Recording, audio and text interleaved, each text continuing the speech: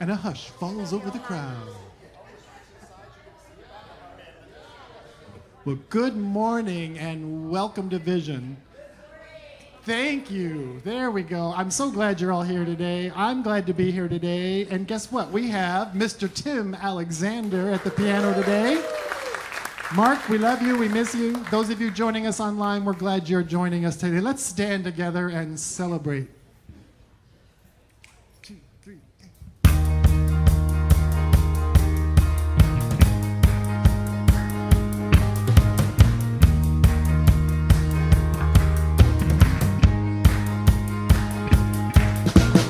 This is the day that God has made. I will rejoice. This is the time to celebrate. Lift up every voice. Enter this moment as God's own heart. Standing with joy in the truth of who we are. There's only one life. That life is God's life. That life is perfect. That life is my life now. There's only one life. That life is God's life. That life is perfect. That life is my life now. So picture, if you will, Mr. Jim Mooney playing a guitar solo. This is normally when he does that. We love you, Jim. We miss you. This is the day that God has made. I will rejoice. This is the time to celebrate. Lift up every voice. Enter this moment as God's own heart. Standing with joy in the truth of who we are. There's only one life. That life is God's life. That life is perfect. That life is my life now. There's only one life. That life is God's life. That life is perfect. That life is my life now. There's only one life. That life is God's life. That life is perfect. That life is my life now. There's only one life. That life is God's life. That life is perfect. That life is my life. This is the day that God has made.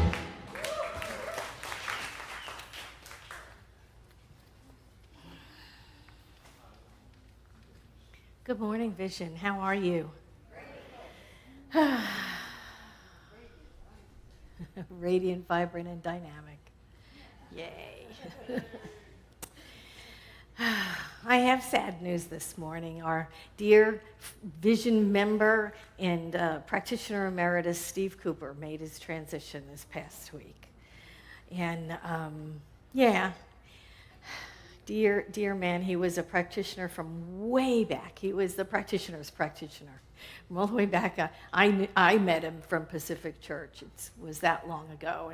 And I know he was a licensed practitioner those many years. And he was here. He finished his practitioner practice here at Vision with us. I know he was a practitioner at Universal, and then he went to Ohm, and then he finished up here. He was a practitioner emeritus here with us for the last several years, and we love him, and we miss him, and I know he's doing workshops and classes wherever he is, 'cause that's what he did. Let's pray. I know that there is one life. It is God's, and it is ongoing. It is birthless, deathless, timeless, and immortal. That thing that we are, that center, that seed of perfection that is nestled within, that is immortal.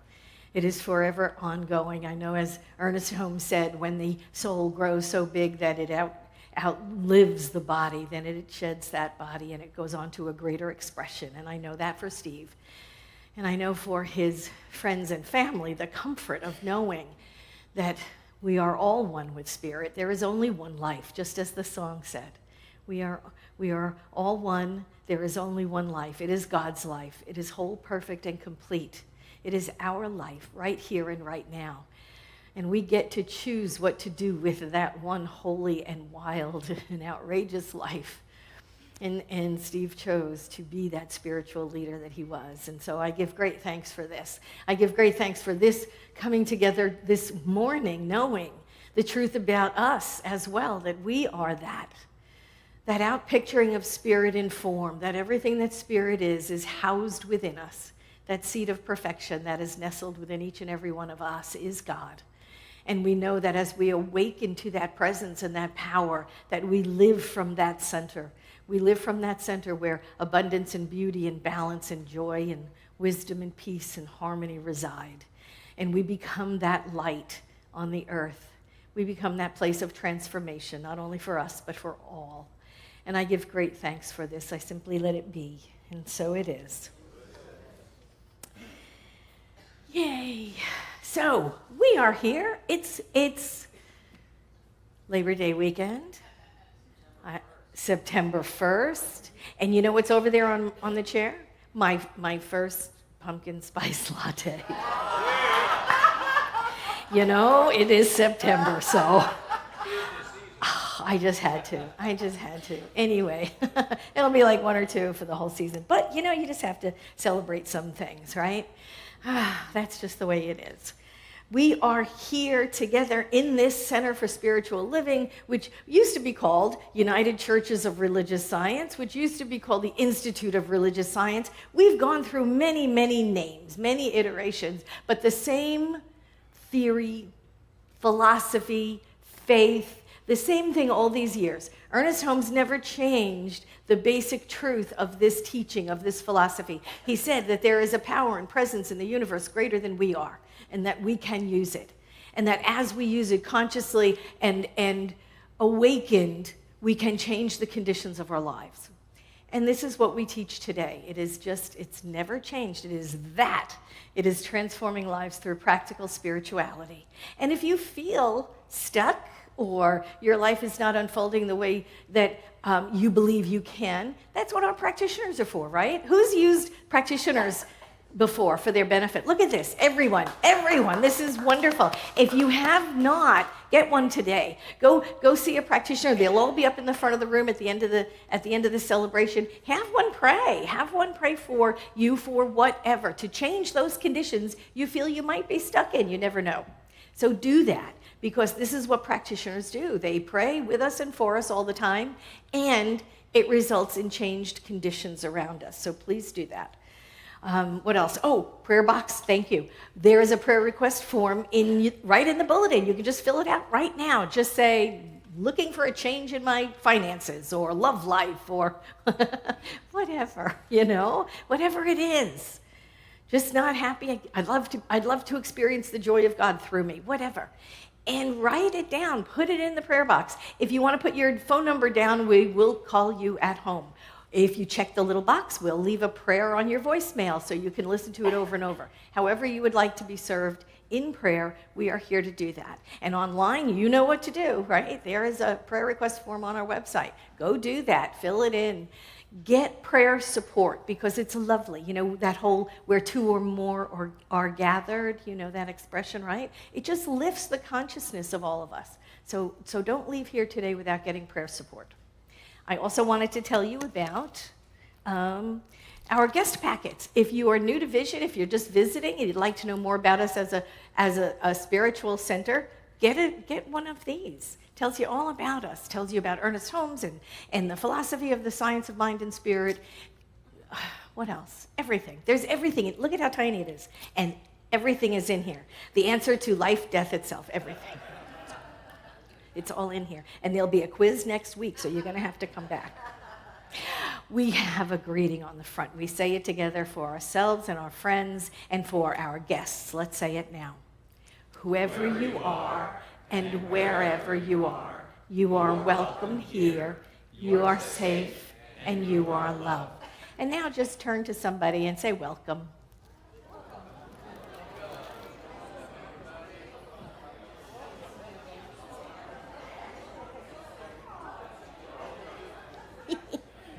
I just love it. They're so chatty.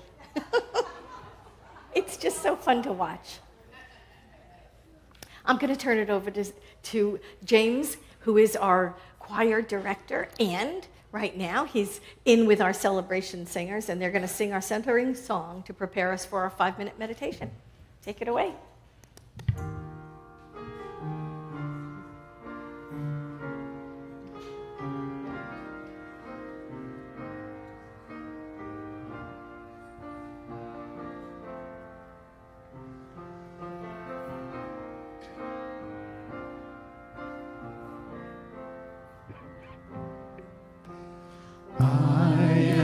A child of the living God, made in the image of perfect love.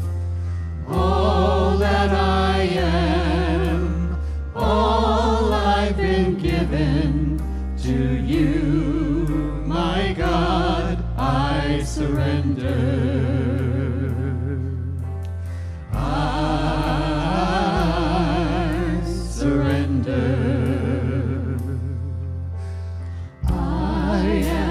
Child of the living God, made in the image of perfect love.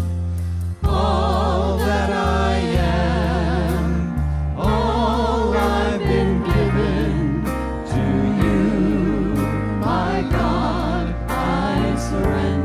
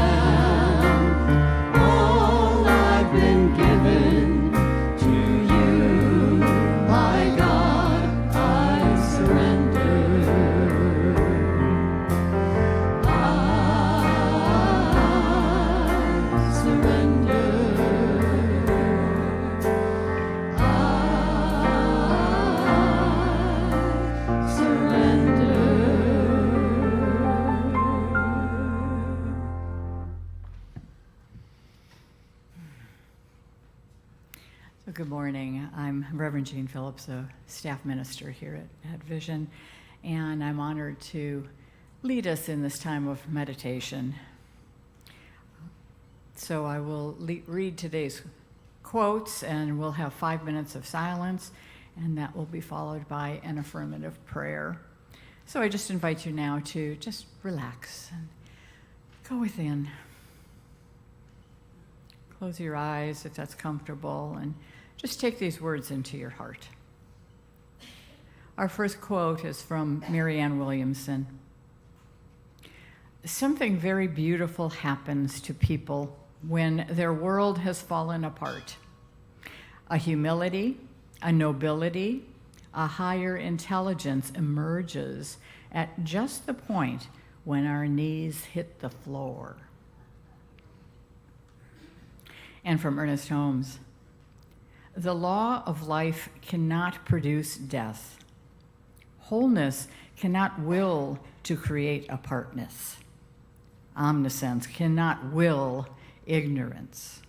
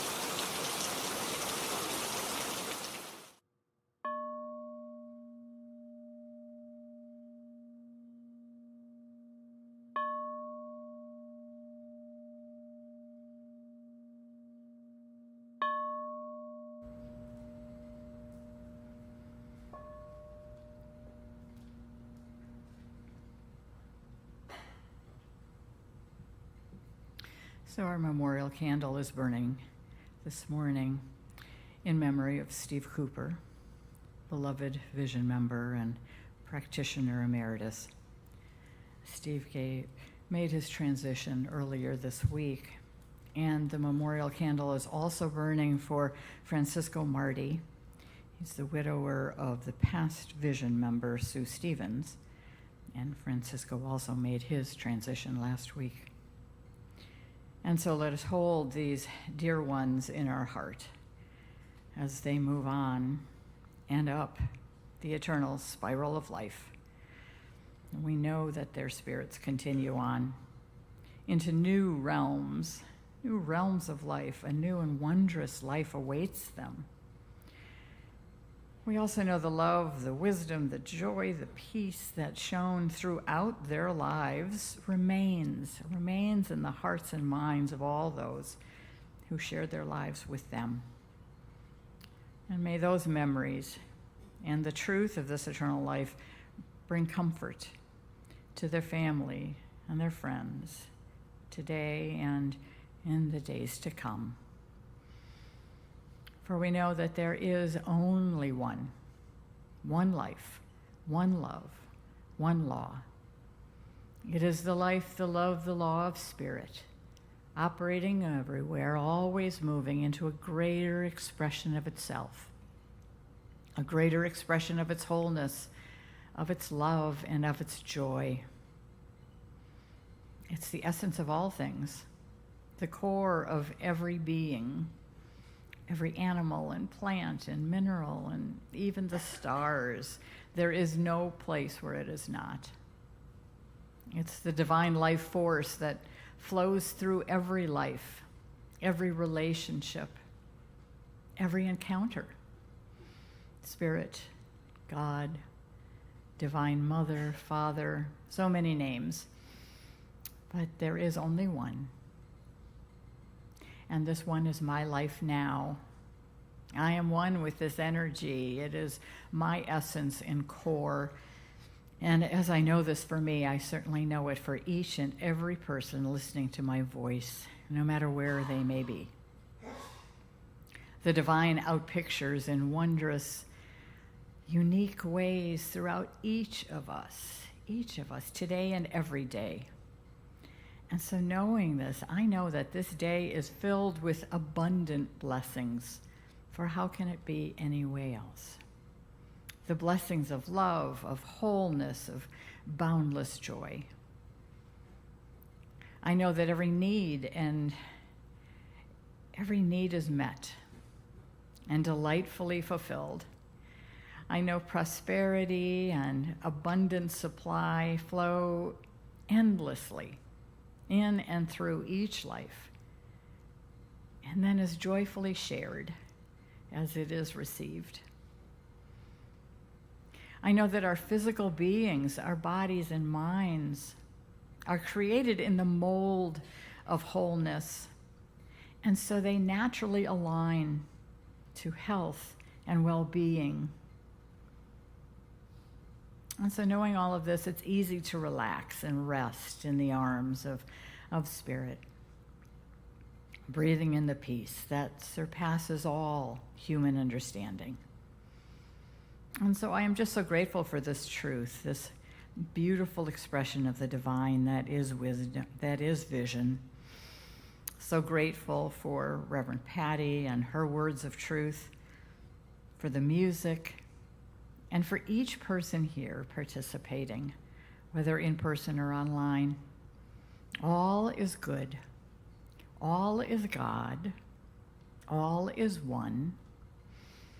And so knowing this, it's easy to release these words into the law, knowing that it is complete and perfect.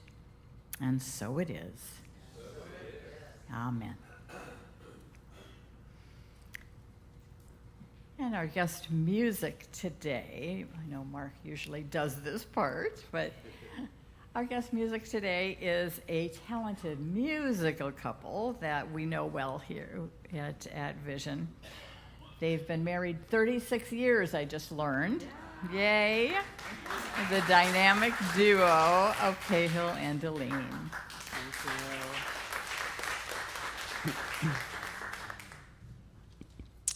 Good to see you all again, and hello out there.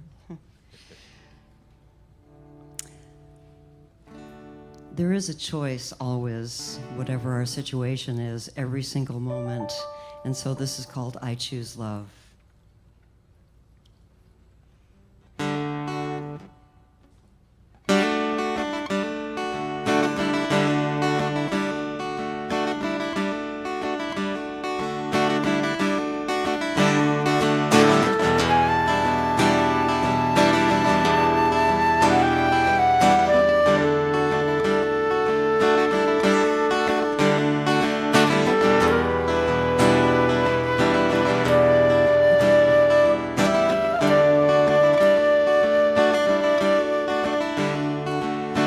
I can see laughter, or I can see tears. I see a choice, love or fear. What do you choose? I can see peace, or I can see war. I can see sunshine.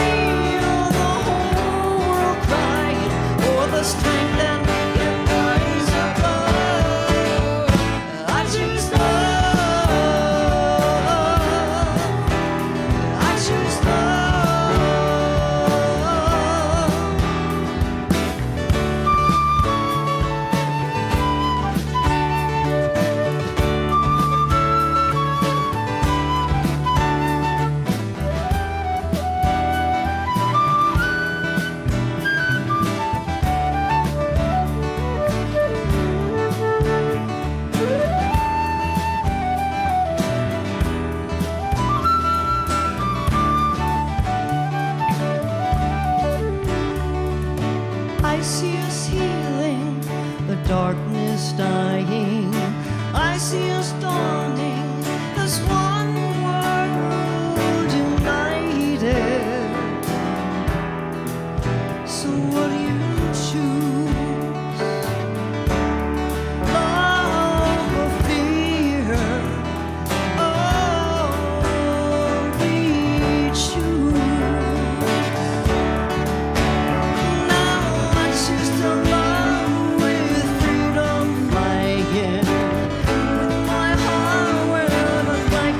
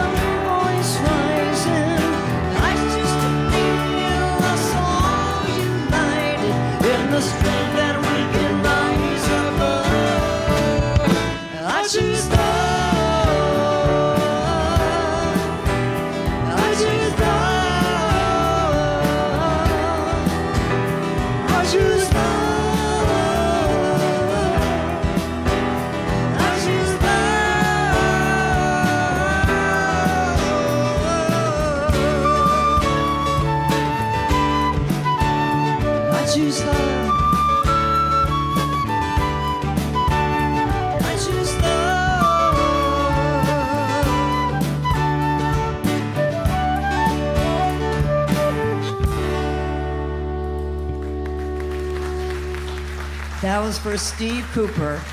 That was one of his favorites.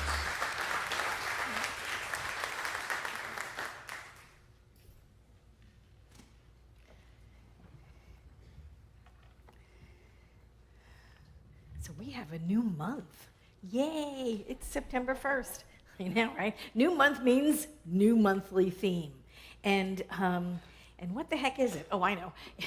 It's pieces into peace, like that kind of peace. So pieces into peace, which I love. And so today's talk is falling apart, naturally. Well, where do you think the pieces come from? We have to fall apart first before we can put ourselves back into peace, into the peace of perfection and authenticity and love, which isn't it really our spiritual journey, right? To incorporate all of those disparate parts of us that we left out there over the decades, over the relationships, over the different parts of us we left in different places in the globe. You know, we're spread out all over the place.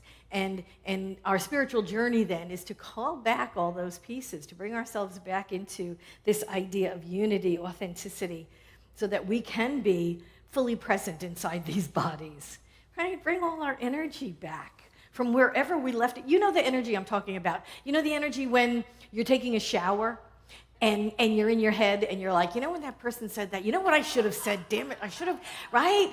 So your energy is there. It is with that person. It is with that argument. It's with that place you used to live, or that landlord that, you know, just didn't treat you well, or that boss that was horrible, or whatever. And all of those places and all of those areas around the globe, and all of those relationships and all of those things that you remember that you still have heat on, that's where your energy is. Right? And we wonder why we can't go to the bank and the grocery store in one day without being exhausted. This is why, because all of our energy is all over the place.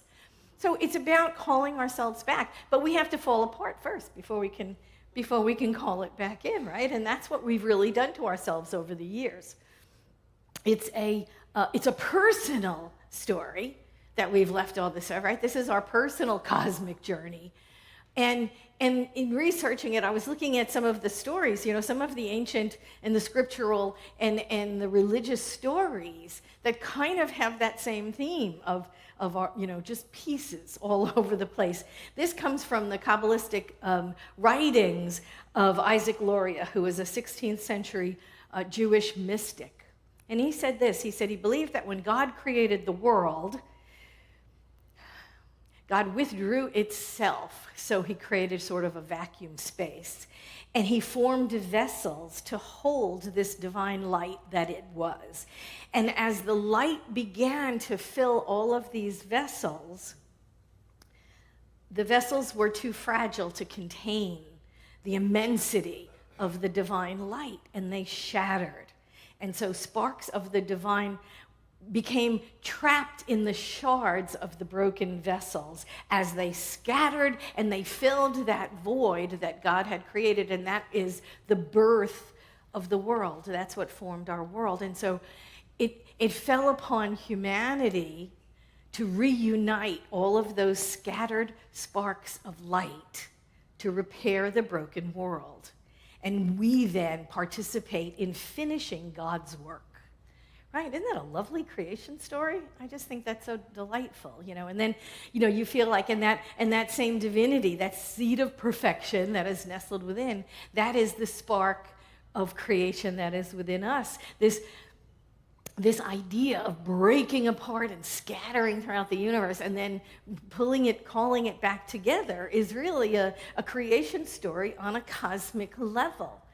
And so the Jewish practice, even today, the Jewish practice called Tikkun Olam is, it means mending the world. And it's more about social justice today than actually, than sacred acts of cosmic justice. But it's the same theme. It's the same type of repairing a broken world. This idea that when things fall apart, there is remedy for that. There is a remedy.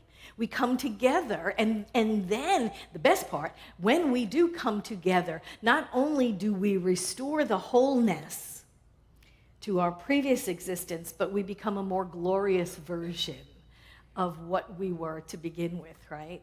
It's like the world 2.0, but on a personal level, it's us 2.0, right? When we bring our energy back together, when we integrate into our wholeness, we're even better than we were before.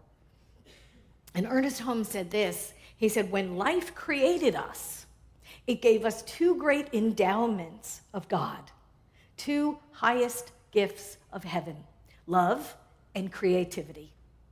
Love so that we may have confidence in life, a sense of security and joy and peace in living. Creativity so that we can really live as persons and express ourselves individually. Life has done very well by us. Would it be too much to say that God has given us the best it has and then let us alone to discover it for ourselves?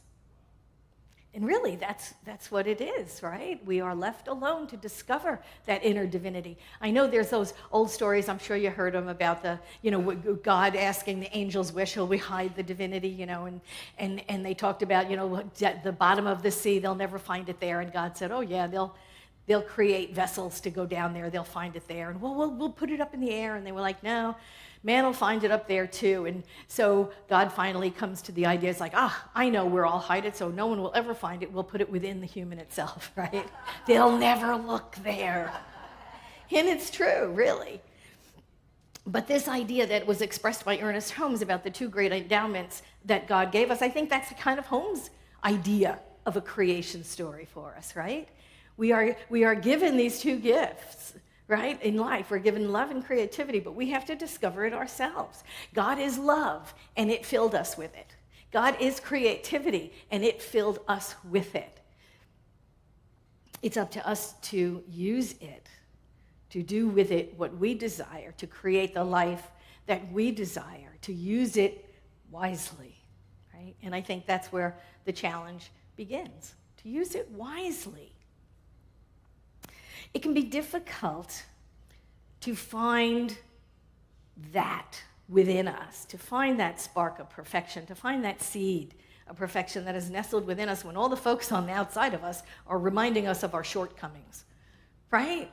When you were little, growing up, people would just, project, right, their stuff onto you. Like, I was terrible in high school, so you'll probably be bad, Or I was bad in math, so you're probably going to struggle with it too. We have been told so many things that aren't true, but as young people, we take them on because they're the big people, we're the little people, what do we know, right?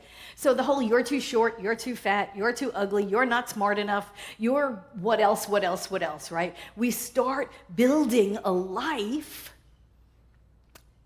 formed on the basis of other people's opinions of us. We start building a life based on a false identity, really. We take on what other people have defined us, how other people have defined us.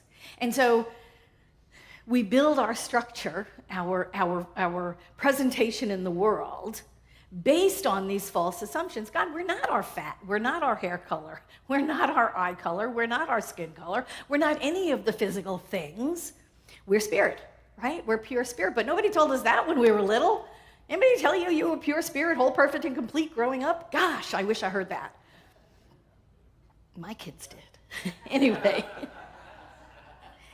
Right? So we know this is the truth of us, but that's not what we heard. That's not what we believed. So we built our identity on false beliefs.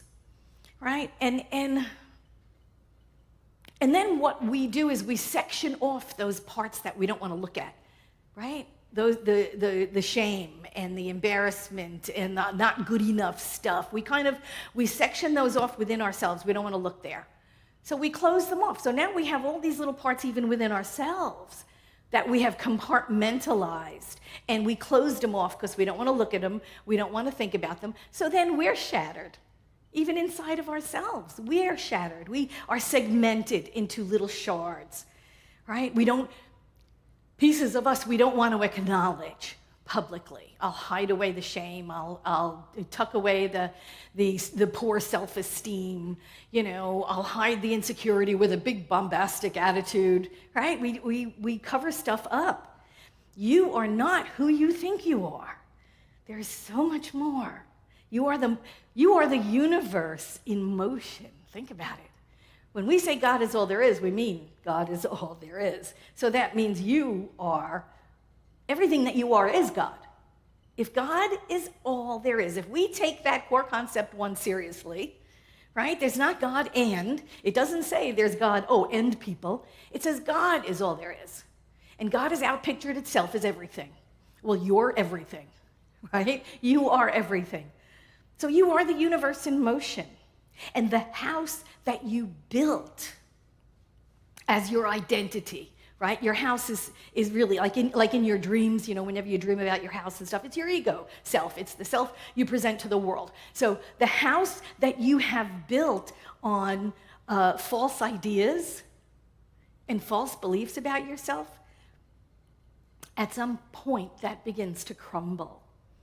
When you enter into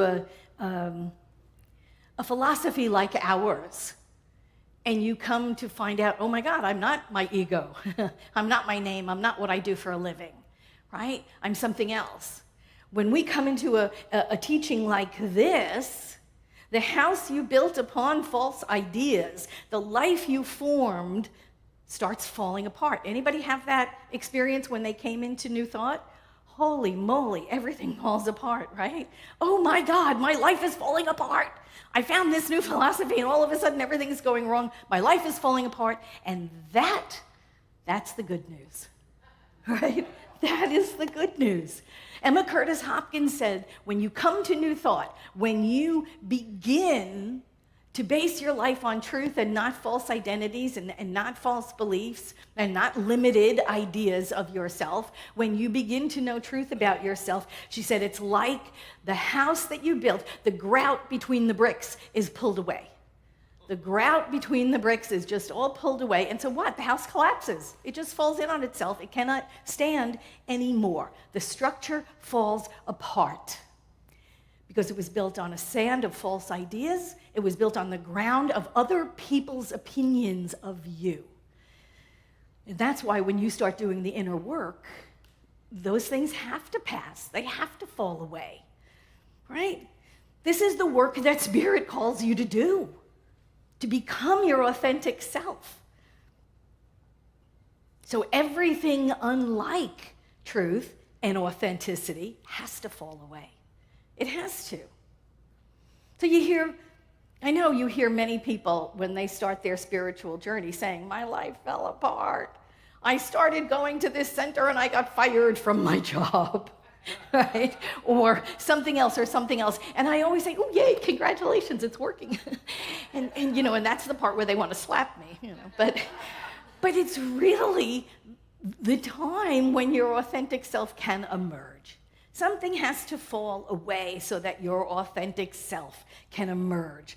All of the not you crumbles away. See, that's it, because we were born whole, perfect, and complete. I mean it. I'm telling you truth. We were born whole, perfect, and complete. Everything, all those false beliefs, everything was added on, right? Like putting mud on that golden sculpture, And what happens is we crack open and it breaks away, and what's left is the golden, true, authentic self. So spirituality is not much about getting something or going somewhere. It's about releasing stuff, right? It's about releasing stuff. The not you is what crumbles away, revealing the shining, radiant truth of your brilliance, which is who and what you were all along. In the Science of Mind textbook, Ernest said the aim of evolution is to produce one who, at the objective point of our own self-determination, may completely manifest the inner life of spirit. God, imagine how glorious that would be if we weren't busy stuffing our light under a basket, right? Oh my God, to completely manifest the inner life of spirit. He goes on to say, even spirit does not control us. It lets us alone to discover ourselves. The most precious thing we possess is our own individuality. Indeed, it's the only thing we really have. For one instant, to allow an outside influence to enter or to control our individuality is a crime against our real self. Right? So this is our journey through life, to really release the stuff that's not us. The expectations, the false beliefs, the limitations, the ideas of lack, all of that stuff. We need not be afraid of falling apart. We could welcome it. We could welcome the falling apart because it makes room for the authentic self to emerge, which is what we need to do. We discover who we really are, which is what we really were all along. It's only when we let go of what we've been hanging on to can we reach for greater things, right? When you're hanging on to your life as it is, when you're hanging on to your status quo, that was from last month, on status quo. When you're hanging on to the way it is, you're not open to receive something greater. We can't reach for things, for new things, if we're clutching to old things, right? This is why we fall apart. Absolutely why. And all of those closed off sections of ourselves, all of those things we choose not to remember, those things are still controlling us at some level, right? Those are the things we can release. They are not true of us. They are other people's expectations of us or ideas of us or projections onto us. We don't need that anymore. We don't need it. And those are the things when we are in our spiritual practice, we wind up letting go of. We allow them to fall away. The masks we wear, anybody? You know, when I'm in this group, I act and I sound like this. When I'm over here, I act and I sound like that, and I don't say things over here that I say over there. Don't expect that from me, sorry. I just can't. You know, what you see is what you get. Anyway, but we do that, right? The false bravado, meanwhile you're scared, right? But what you present to the world is this ha-ha, you know, the false bravado, the anger. We move into anger like that. Boy, did anybody go on social media lately? Ouch. You need like asbestos gloves now to scroll through. Holy moly. You know, anger. And you know what's underneath that, right? Anger is always a substitute for, right? Anger is not a reaction of itself. It is always a sublimation of fear, right? Or of something else. There's something under anger all the time. And if you look at it, you can see that it's really there. It's fear, or it's shame, or it's grief, it's something. But we, as Americans, we convert it into anger and, you know, and we scream and yell and carry on because anger is more acceptable an emotion, right? Than fear or shame or grief. It just is. We acknowledge it so much easier than any of those other emotional states. But all of that, no matter what it is, all of that has to go when we are in our spiritual practice, right? That's what the spiritual practice is for. It's for letting go. So that's why we practice meditation and affirmations and spiritual mind treatments and all of that stuff. You know, someone asked the Buddha once, "What have you gained through meditation?" And the Buddha replied, "Nothing at all." And so the gentleman said to him, why the heck do you do it, you know? Then what do you do for it? And he said, "You didn't ask me what I lost. Let me tell you what I lost through meditation. Sickness, anger, depression, insecurity, the burden of old age, and the fear of death."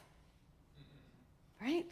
So it's a letting go process. That's what we're doing when we're on our spiritual journey. It's a letting go of our false beliefs, letting go of our lack thoughts, letting go of our self-limiting ideas, letting go of our survival strategies, right? Because all of those things, the masks and the false sense of bravado and the armor that we wear, all of those things are survival strategies, aren't they? Because we felt like we were in a scary world. We felt like we were in a threatening world. We have to let go of those survival strategies. Our suit of armor, right? We get in the house, we got our chain mail and a mask and our lance, and we're ready to go out into the world, to fight for our piece of it or whatever. We get to let go of those defensive postures, right? You know that, I'll quit before they fire me. I love that one. Or I'll push people away. I'll just push people away before they can leave me. Right? That's another one. That's another defensive strategy. I will be so obnoxious people can't even love me because I know they wouldn't love me anyway. Right? I'll be just so obnoxious and angry and upsetting all the time because, that people won't even be able to love me because I know they won't love me anyway. Right? All of these strategies are born out of our false beliefs, out of our poor self-image, out of our low self-esteem. They come from an idea of a flawed self. And the idea of a flawed self has come from someone else, not you. And you've inherited it. You've taken it on.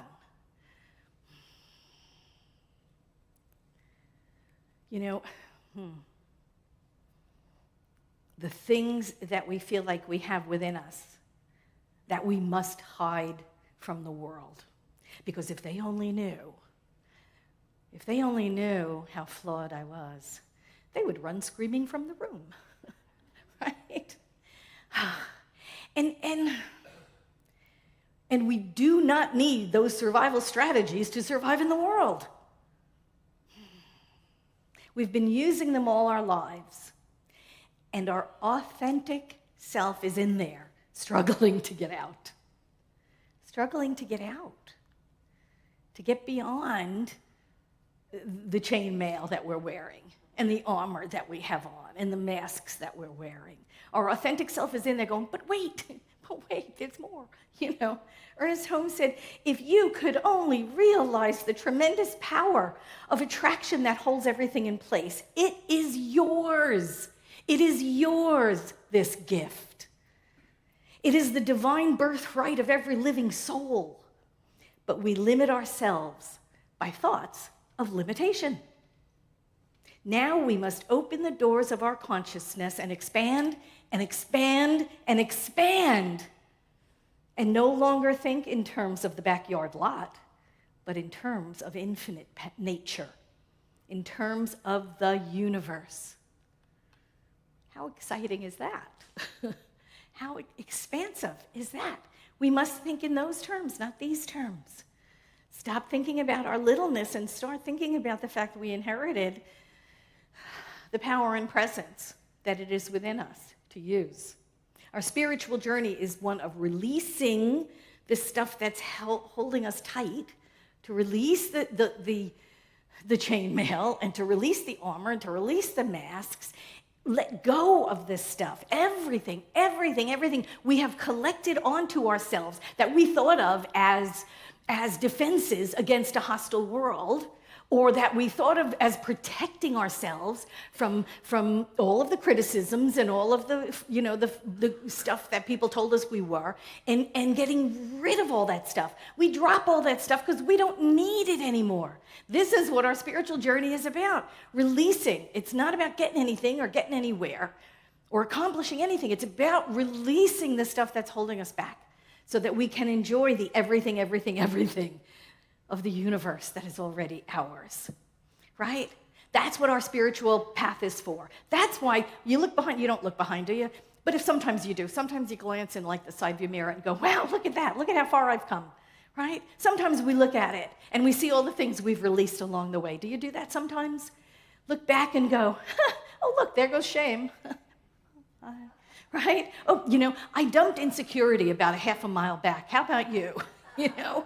This is the kind of stuff we do. I'm tossing lack. Any takers? Anybody want? I'm tossing lack right out the window. Ernest Holmes said, we are each individuals left alone to discover ourselves, a creature of volition, intelligence, and will, fused into personality, for the purpose of producing a real entity, an actual conscious being. That is what we are. So, fall apart. It's the best thing you can do. Fall apart. Examine the pieces, right? You don't have to throw it all away. Some of it's good. Examine the pieces. Toss what's not you. Toss the insecurity. Toss the self-limitation. Toss the lack mentality. Keep what is true and pure and honest and authentic. Mend the self. Mend the self, and together then we mend the world. Imagine how wonderful life is when the real you, without all of the cover, the real you is walking through the world. Thank you.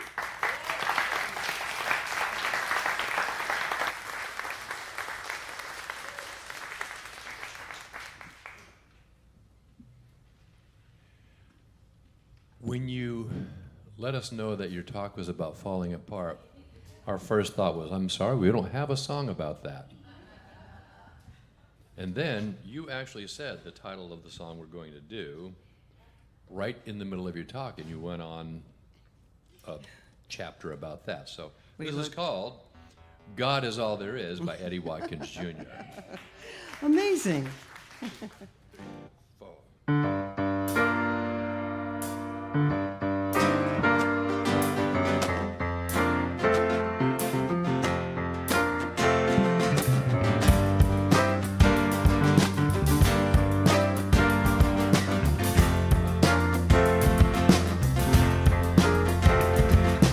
God is all there is. God is all there is. God is all there is in the beginning. God God is all there God is. is all there is. God is all there is in the beginning. God, Jesus said that I and my Father are one.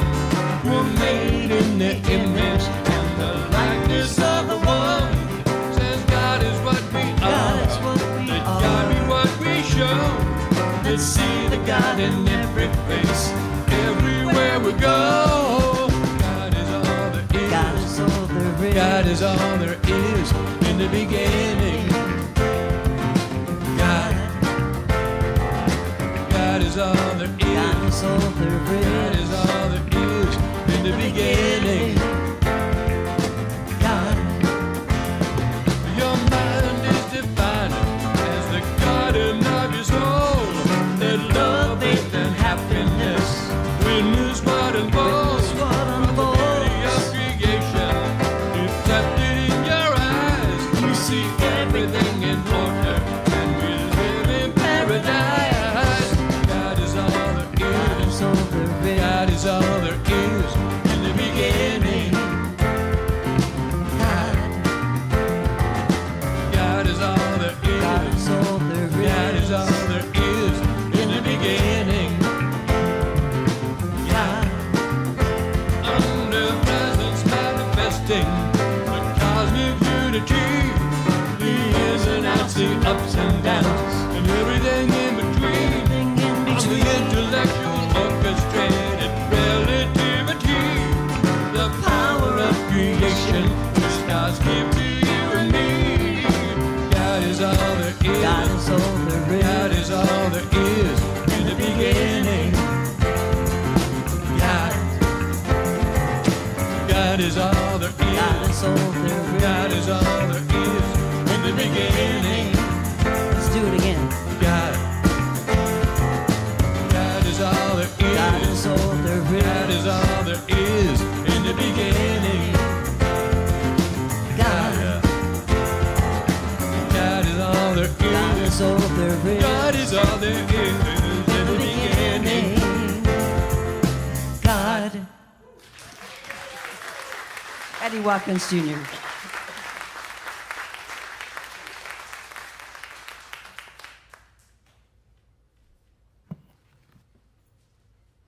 They're getting all ready for me. I love it. Now it's time for our conscious circulation. This is an opportunity to give back. This is practicing God's abundance. It is practice. It's a spiritual practice, isn't it? To trust and to know that there's more where that came from all the time, that God is the supplier, the source and supply of all of our good. So that's what we're practicing right here and now. If this is your spiritual home, this is the wonderful place to practice that. So let's pray. Let's pray. Let's just put it together, knowing that God is abundance and we are that. God is all there is. And abundance is a quality of God, just like power and peace and unity and wholeness and wisdom. All of those qualities that we attribute to God, we know are ours because we are that. We are the outpicturing of the one energy that is spirit. It has made us and filled us with itself. And we know that all of those qualities are ours. So abundance is a practice. We know and accept that God is source. And we pass on our good with gratitude and graciousness, and we accept with gratitude and graciousness, and we remain in that flow of all good. So giving thanks for spirit, for everything it has given to us, everything that we pass on to others, and how everything is returned to us, pressed down and flowing over. We give great thanks for the abundance that God is, knowing we are that. And so it is.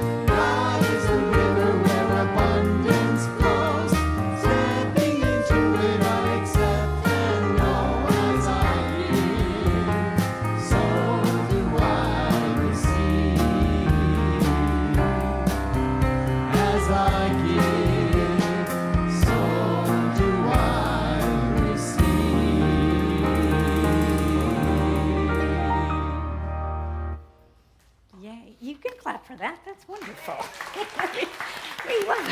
we love our singers and our musicians. And Tim, thank you for stepping in. That was so wonderful of you. Yay. Okay, Miracle Minute time. So I got this from Nancy. She said it was time to sell her rental condo. It was going to go on the market, and she needed prayer, right? Don't you? I mean, those are the times. Everything's going fine, but you would just like prayer for ease and effortlessness. Anything? Anybody? Right? You can right relate to that. Anyway, and so I prayed with her. We went into one of the little breakout rooms, and we got prayer. And she said I was blown away by how easily. It was just, everything was just set into motion. The right buyer received the right asking price, quick sell, fast escrow. This was everything that we prayed. And so she closed in 22 days with her asking price. I love it. Full price, right? I mean, everything just ease and effortless. Ease and effortless. That's the way the life should unfold, right? When you are centered, when you're in prayer, when you're doing your practice. I remember Terry Cole Whitaker saying, takes a lot of effort to get to effortless, but sometimes it does. This was easy and effortless, and she said, Ernest Holmes said, life responds to us in the way we approach it. And that is so true. So thank you. Thank you for sharing that, Nancy. That was wonderful. Yay. And I have this one just came in. I love it. From Carol, who said, my brother-in-law, Bob, had been diagnosed with stage 4 lymphoma a couple of days ago, and when they got the blood work back and the test results back, they think that he was misdiagnosed. I love when that happens. They're still searching for a cause, doctors. They are still searching, but it is absolutely less critical than initially thought. Just wanted to say thank you to the prayer practitioners and to everyone who prayed to keep the brother-in-law raised and the family in prayer. And it's absolutely great news. So yay. Thank you so much. Thank you for submitting that, Carol. Yay, I just love that. So when these things happen, you know they happen to you on a daily basis, do they not? Right? Those things come together, those coincidences, we call them, serendipity, whatever. You know it's spirit just working through your life. I know Emma Curtis Hopkins used to say, hold the high watch. And you'll hear that phrase used a lot from the platform. And we used to interpret it as someone sitting in meditation, right? For the good of the group, and that they are holding the high watch. But Emma said, no, what holding the high watch means is just state your truth, put your prayer into motion, say your affirmations, and then watch God work. And that's exactly what we do, isn't it? We declare our truth and then hold the high watch by watching God. Watch God work in your life and see what kinds of changes occur because of that. And you will see them. And then you will text me or email me, right? Yay. Thank you. Now it is time for the last word. Bye, Johnny Kirko.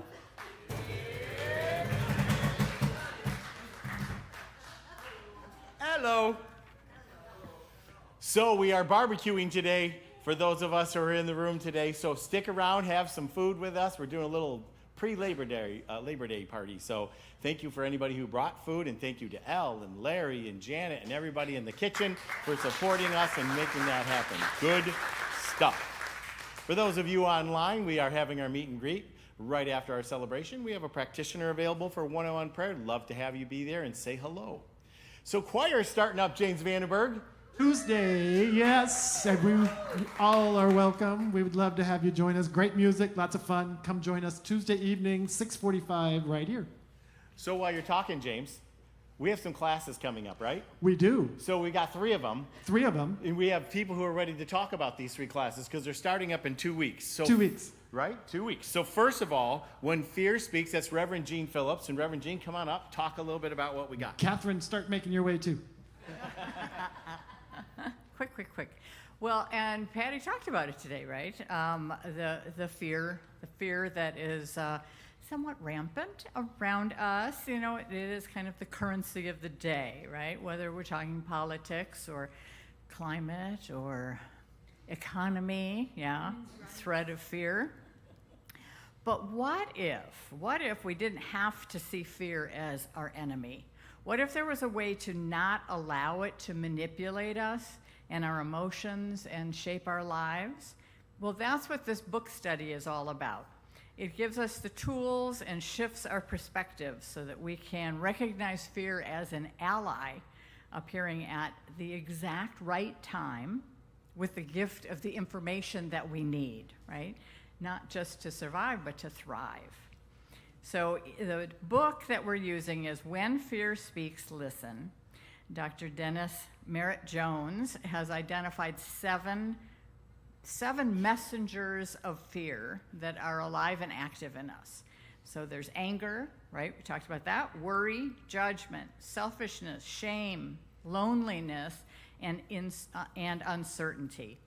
But by listening and learning from our fears, we can transcend what frightens us, and we can get on with what is ours to do. So the book study is 4 weeks. It'll be online, Zoom, so you can join at home. It will start September 9th and run for 4 consecutive Mondays from 6:30 to 8 o'clock p.m. If you're interested, you can register on the website. And there are still a few books in the bookstore for sale today if you want. So I do hope you'll join us. Thanks. Thank you, Reverend Jean. So we have 3 classes that are starting up. Reverend Patti, you've got foundations class starting up. So we want to talk about that? I'm going by dates. Oh, okay. Fabulous. Don't go away. Don't go away. All right, who took James' class about making affirmations and prayers and spiritual mind healing, right? Foundations is where you just explode all of that stuff, where you learn more and more and more about less and less and less. you get to the point where you know everything about nothing, so this is, yeah, it does, it sounds like it. This is about the practice of science of mind and spirit. This is really the bare bones that we get into making your own 5-step prayer treatments and how that works in your life and how to really get to the basis, right? Get to the false idea, to identify it, to get down into what makes your life the way it is right now and what will make your life what you want, what you desire. And so if you've taken foundations years and years ago, now's the time to re-up, Now's the time to get back to basics and really, really change your thinking, change your life. I remember one of our dear practitioners, Paul Hemmerling in the bookstore, said, a good Sunday talk will change your day. A good class will change your life. And that's what we're here for. So let's change lives. Thank you. Thank you, Reverend Patti. So, Catherine, come on up. You are next on the next. So, she's doing Essential Earnest, right? Yes. Yeah. I'm really honored to be able to teach this one, or to facilitate it, actually. It's a 10-week class. We're combining it into 8 weeks because 10 weeks is way too long for me. So we're doing it. So I'm requesting that anybody who takes the class read to page 27 before, in the book Essential Earnest Homes, before the first class, so that we can get a head start on it and really go. This class may seem like it's really going to be dry, but actually it's not. There's a lot of passion and earnest writing, and we also have Jesse James in the book explaining what he's talking about. So it's really, really easy. And what it does is it explains the principles, and it focuses us so that we use our thoughts and emotions to really get to our infinite potential. It's a great class. It's on Thursdays. It begins September 13th at whatever time is listed. And 6:30. And it's going to be online and also virtual. So it's going to be a mixed class. So take it, please do. Thanks. Oh, and anybody who's in prayer shawl, we're meeting 12 o'clock in the kids' room. Thanks. Thank you, Kevin. The one thing about Earnest Homes, vision is one of the most purest when it comes to Earnest Homes. I have listened to a lot of centers across this country. There are very few who are doing what we do, and that's to honor Miss Reverend Patti Paris for what she does and her support of Earnest Homes. It's wonderful. Wonderful stuff. So not this week, but the next week we are having a movie night, and it's going to be on Thursday night. It's called The Source, and we're going to talk more about it. But it's a movie. It's done by Joe Dispenza. So we'll talk more about that. It's going to be a week from this Thursday night. Going to be fantastic. Another movie night, and popcorn will be made too. Then that Saturday, the Healing Arts and Psychic Fair is going to be right here in this room. So join us for that. We want to thank Anne and Maria for putting that together, and for all of the groups who are going to be coming in who support that. But be a part. It's really cool. It's a great setup. It's a Saturday morning from 10 a.m. till 4 p.m., I believe. So tell your friends about it. It's on Facebook. Share it out so that other people can know about what we're doing there too. The Vision Variety Show is coming up. If you'd like to be an act in the Vision Variety Show, Eileen Hay is going to be hosting that. You see her email up there. Let her know that you want to perform in that and be a part of. We're always looking for good acts. Speaking of good acts, I want to mention a couple other things that we're doing in September. Gregory Page, who's here in the room with us today, has got a concert coming up. He will be on Saturday the 21st. He's going to do a fantastic concert. If you weren't here for the last one, you missed a great concert, and he's going to be doing the same kind of stuff again. So that's going to be on a Saturday night. And then JP's got a men's group starting up, and he wants to talk about that on the 22nd. So we'll be we've been talking about small groups, and we'll have more information on that. But JP will be doing that this month as well. Yes, thank you guys. The matching fundraiser. You guys rock. We hit the number and blew it out of the water. Unbelievable. You know, every time we put something out to this organization, they come through, and I love you for that. Thank you, everyone, the group or person who gave the original donation, and everybody who donated. You came through with flying colors. Thank you, thank you, thank you. I love you, and we love you for what you do, and we appreciate you. Become a member of Vision. On September 15th, we are going to be doing another new member ceremony. If you'd like to be a part of us and sign up, I need to know really quick. We're going to be ordering badges really quickly. And also, if you are a member and you've lost your badge, come see me. It's only $350 for each badge. It's mostly my fees. But... So if you need a badge or something, see me. I'd like to talk to you about it, and we'll get them ordered by this week. And if you're not a member and you want to become one, you get one of these fancy badges. And then, you know, we also, last week, we had a concert, and those who are members got a really special deal to come in. So we do those kinds of promos. Membership has its privileges. We also, on the 15th, we're doing a Chamber of Prayer. So we're back doing the Chamber of Prayer. So 2 Sundays from now, come and be a part of that fantastic stuff. Next week, Reverend Patti will be back. Her talk title is Coming Together. Come Together. Okay. And Mariah Angeline will be with us, and the house band will be back. How about Cahill and Delene today? Singing a little Eddie Watkins. What about that first song? Who wrote that first song? Sean Galloway. Nice song. So good stuff. Love your talent. It's great to have them. Thank you for being here. And it is the first week of the month. If your birthday's in September, please stand up. Please stand up. There you go. Happy birthday to you. Happy birthday to you. Happy birthday, Karen. Happy birthday to you. Bob Hampton, I don't see you standing. This is a chocolate cake. And I just noticed that Vaughn's put August on it. I don't know why, but they did. That's because August birthdays are great. Yeah. That's right. It was for John Special. And it is a chocolate cake. Next week will be a regular potpourri hospitality. Everybody bring in something, whatever you feel like. The following is California Native American Day. So we'd like to celebrate that with Native American food.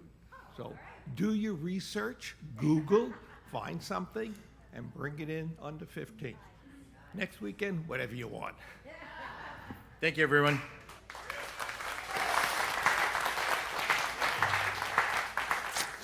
Just telling us what to do in hospitality. Well, love you, honey. We're going to stand up, and we are going to say our affirmations. I'm inviting the ministers and the practitioners to the front of the room to be ready for prayer. We have fabulous affirmations. We always do. I just love this. Okay, we say these in just ground in the truth of them, right? They're present tense, they're powerful, they're passionate, they're purposeful. They are who we truly are. Again, authentic self stuff just coming through. Let's say them. All I ever wanted to be is who I am becoming. Nothing can disturb my peace of mind. I get out of my comfort zone so I can live my true greatness. We're going to say that one again, number 3. That is powerful, and it's really us. Okay, let's say it again. I get out of my comfort zone so I can live my true greatness. Oh, I just love it. It's so powerful.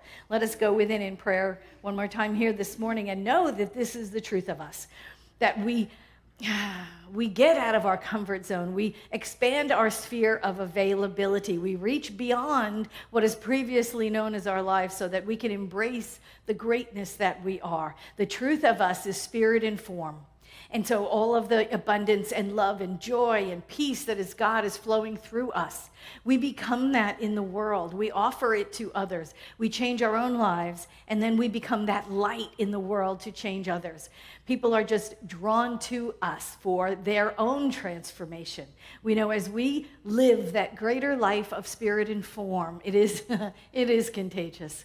And people around us transform merely by being in our presence. I give great thanks for this teaching, for this philosophy, for this truth, knowing God is all there is. We are that. And we recognize it in ourselves and each other. Giving great thanks, I simply let it be. And so it is. And so it is. Amen.